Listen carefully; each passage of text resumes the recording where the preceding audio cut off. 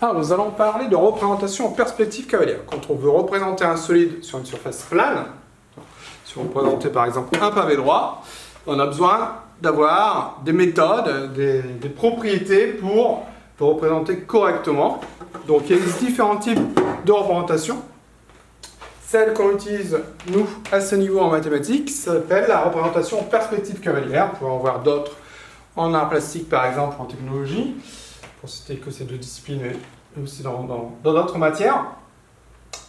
Donc la représentation en perspective cavalière a plusieurs caractéristiques. Les faces qui sont avant, c'est-à-dire celles que je vois ici, et celles qui se trouvent à l'arrière, mais que je vois de manière frontale, sont en vraie grandeur. Les angles droits sont respectés, les proportions sont respectées, tout est respecté.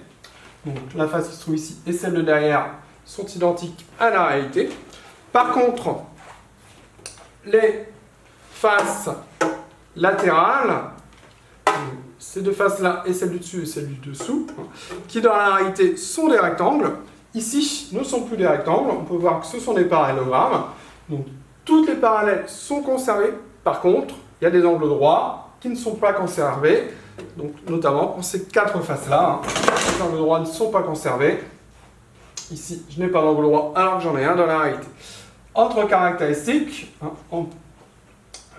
c'est ces arêtes que l'on voit en pointillé qui représentent ce qui est caché, ce que l'on ne voit pas quand on regarde le solide. Donc ce qui est derrière, on va le représenter en pointillé. Donc ce qui est caché est représenté en pointillé.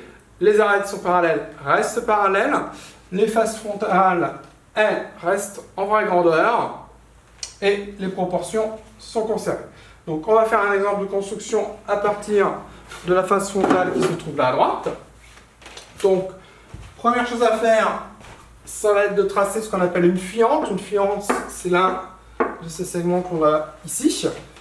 Donc, sauf si on nous la pose, ce ne sera pas, généralement pas le cas à notre niveau. On choisit la longueur que l'on veut et l'angle que l'on veut.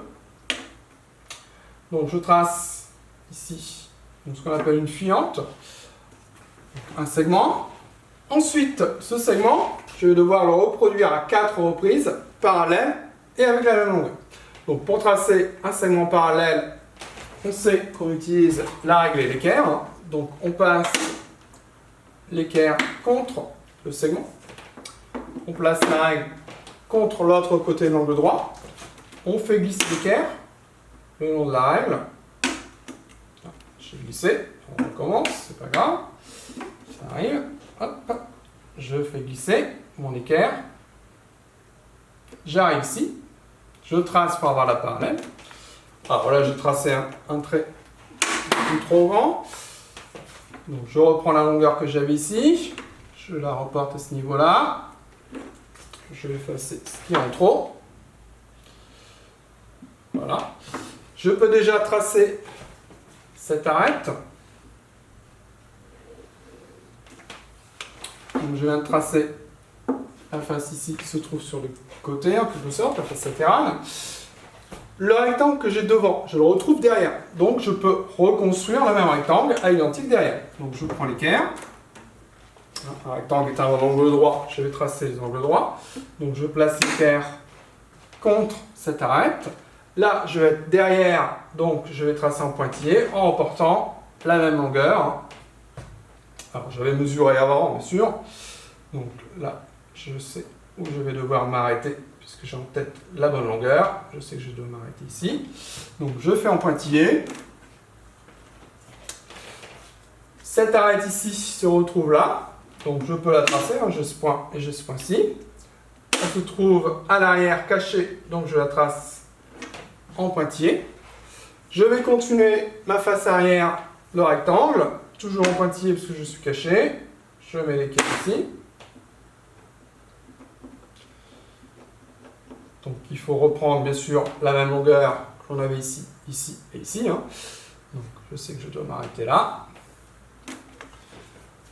Et normalement, si tout se passe bien, il suffit de tracer les segments qui rejoignent les différents sommets. Donc celle-ci est visible, donc je la fais en très plein. Celle-ci aussi.